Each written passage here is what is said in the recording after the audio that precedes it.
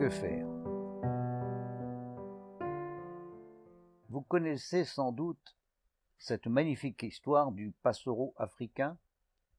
Le feu a pris à la savane et tous les animaux s'enfuient, herbivores, prédateurs, etc., dans un même affolement. Tout le monde court les uns à côté des autres, les ennemis avec les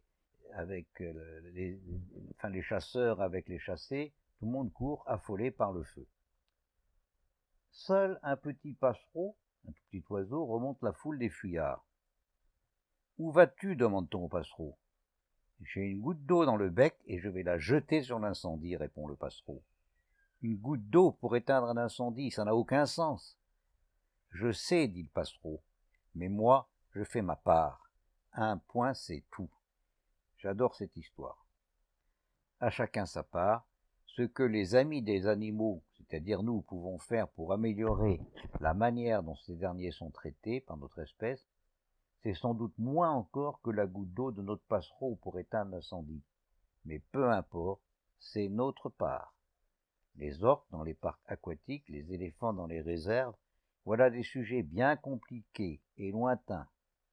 Mais mon chien ou mon chat sont beaucoup plus à ma portée. Qu'ils soient respectés, en fait, ne dépend que de moi. Je ne peux pas faire grand-chose pour les orques ou pour les éléphants. En revanche, la façon dont je traite mon chien et mon chat ne dépend que de moi.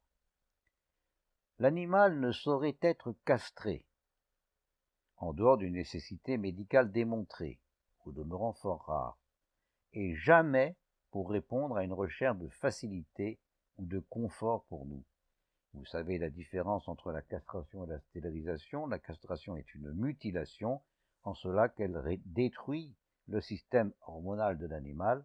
Eh bien, c'est vraiment un mauvais traitement envers un animal que de le castrer.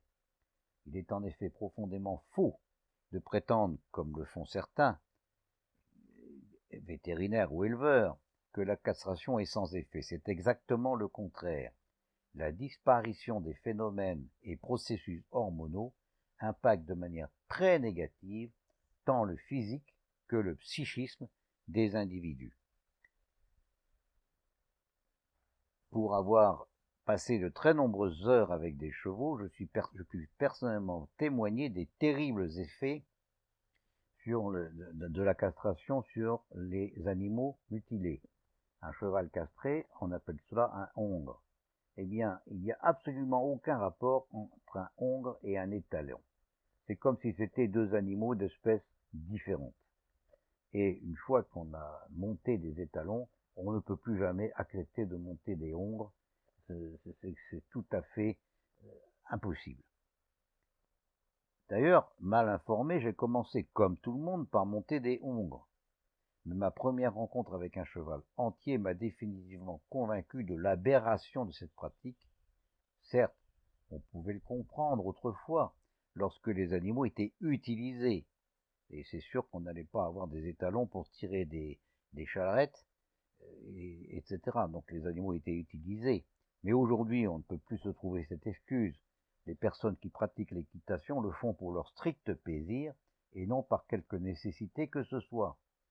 Si vous avez peur de la vivacité normale et naturelle de l'étalon, eh bien, prenez une jument ou un âne.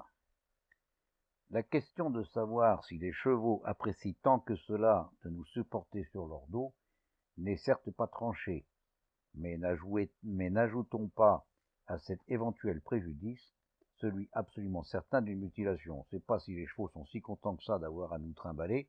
Par contre, ce dont il est sûr, c'est que pourquoi ajouter une mutilation au mal que nous leur faisons.